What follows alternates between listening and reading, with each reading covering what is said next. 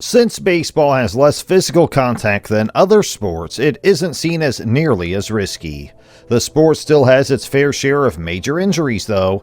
Plays and at-bats that should have been ordinary have derailed the careers of several athletes. While recent safety innovations have helped reduce risks, America's pastime still has certain inherent dangers. In this video, we'll be discussing some of the most terrifying injuries in Major League Baseball. So make sure you subscribe to our channel, and without wasting any more time, let's dive right in. First, we'll talk about these injuries. Ray Fosse gets plowed by Pete Rose. Whoever lost the 1970 MLB All-Star Game will be remembered for this dramatic manner in which it finished. Only catcher Ray Fosse stood between Pete Rose and the winning run as Rose charged for home. He barreled over Fosse to get to the base. Fosse's shoulder was separated in the collision, an injury that would plague him for the rest of his career. He never again hit more than 12 home runs in a season after 1970. Bobby Valentine gets spikes caught in fence. Injuring himself while trying to catch a home run ball at Anaheim Stadium on May 17, 1973, changed the course of Bobby Valentine's career irrevocably.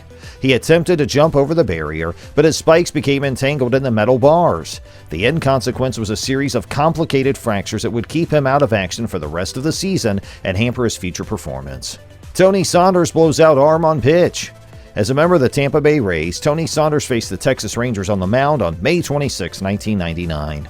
He had no idea that this day would mark the end of his professional career. His season was cut short when he fractured his arm while pitching to star batter Juan Gonzalez. To make matters worse, he fractured his arm again the following season when trying to make a comeback, effectively ending his career at age 26. Nick Johnson breaks a leg. Nick Johnson's right femur was fractured in another horrible accident. His injuries were so severe that he needed emergency surgery to fix his bone and ligaments. An elbow dislocation sustained by Brian Roberts. Brian Roberts' 2005 season ended after he collided with New York Yankees first baseman Bubba Crosby. As Crosby took a step through first base, Roberts' arm went totally behind his body. Roberts came back strong in 2006 despite the injury, hitting .286 in 138 games. Doc Powers loses life after colliding with wall. Doc Powers, a catcher with the Athletics, was hurt when he ran into a wall while trying to catch a foul ball. Internal bleeding was just one of the many complications that arose, and even after Powers underwent many operations, he only lived for about a month after the accident before passing away. Blake Hawksworth comebacker.